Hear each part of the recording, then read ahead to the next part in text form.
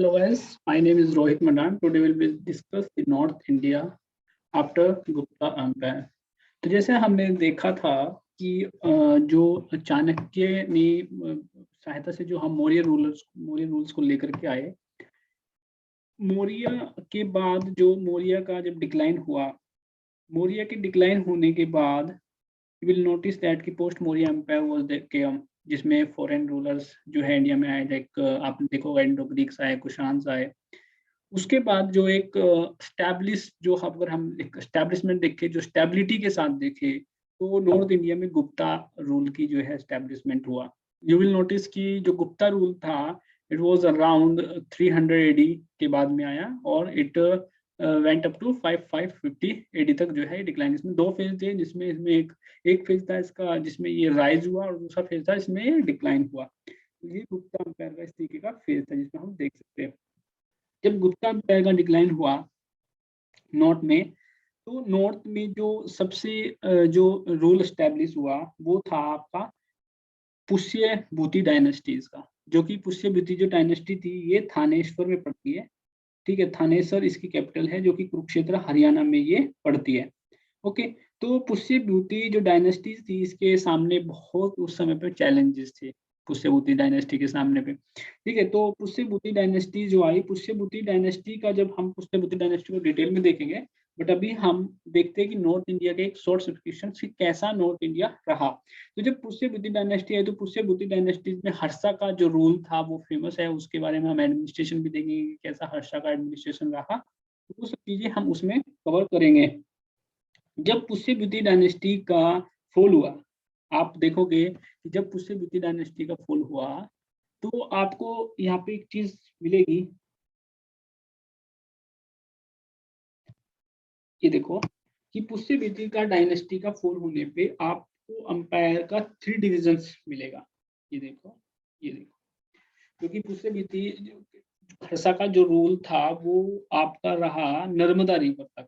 ठीक है, उसके बाद क्योंकि नीचे चालुक्य बदामी थे, पुलकेशिन II ने उसको सदन में जाने नहीं दिया। तो जैसे ही चालुक्य रूल्स का भी डिक्लाइन हुआ और जैसे हर्षा का रूल का भी डिक्लाइन हुआ, तो सदर्न डेक्कन में आप देखोगे वो राष्ट्रकूटा जो है सदर्न इंडिया में आया। तो यहाँ पे गुर्जारा प्रतिहरा आया,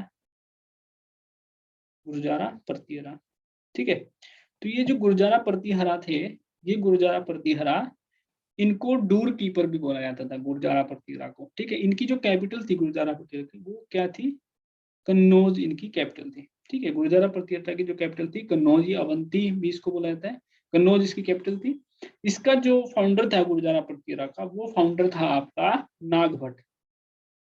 कौन था, नागभट्ट। नागभट्ट फर्स्ट भी इसको बोला जाता है। तो गुर्जरा प्रतिहरा का जो रूल का जो स्टैब्लिशमेंट किया वो नागभट्ट ने किया था 730 एडी में। तो ये 730 एडी में इनका स्टैब्लिशमेंट हुआ, 730 एडी में। इसके बाद नागभट्ट के बाद जो सेकंड रूलर आया वो आया वत्स राजा। कौन था, वत्स राजा। ये जो वत्स राजा था ही डिफीटेड धर्मपाला, क्योंकि उसी समय पे पाला ईस्टर्न साइड में थे और सतवाना डेक्कन में थे। Not Satavahana, Rashtrakuta, sorry Rashtrakuta. तो राष्ट्रकूटा क्या थे, हिंदी साउथ में थे।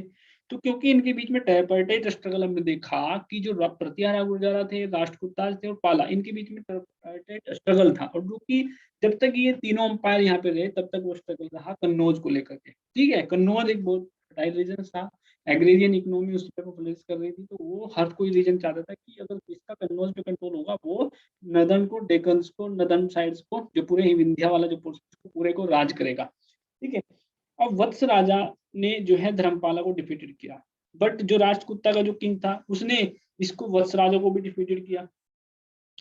उसके बाद जो इनका जो किंग था भोजा, ये भी राष्ट्रकूटा का, इसका गुर्जरा प्रतिहरा का ही किंग था, किंग भोजा। ये भी इसका एक फेमस किंग रहा, किंग भोजा।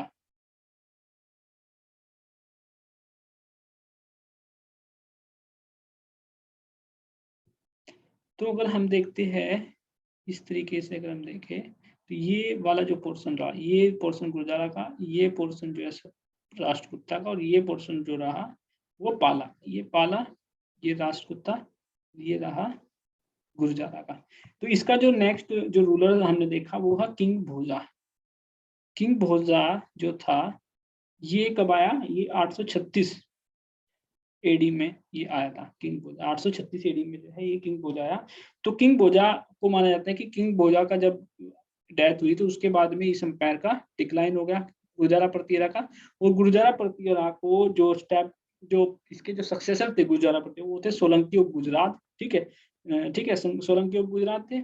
और इधर दूसरे साइड में, क्योंकि दो पोर्शन में डिवाइड हो गया था, तो एक तरफ सोलंकी और जो है उसके बने सोलंकी ऑफ गुजरात ने एस्टेब्लिश किया अपना सक्सेसर यहाँ पे, और दूसरे थे चंडेला ऑफ गुजरात। ठीक है, चंडेला ऑफ गुजरात, जिसमें खुजराहो टेम्पल ये सब एस्टेब्लिशमेंट हुआ। तो खुजराहो का डेवलपमेंट जो है गुर्जरा प्रतिहारा के अंडर में ही हो गया था, बट जो फ्लरिश हुआ यहाँ पे चंडेला ऑफ गुजरात के अंडर में ही ज्यादा फ्लरिश हुआ।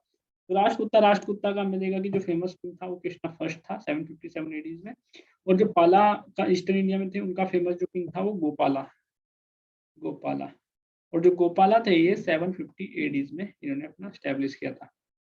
ठीक है, thank you guys, we will meet in the next lectures with another video.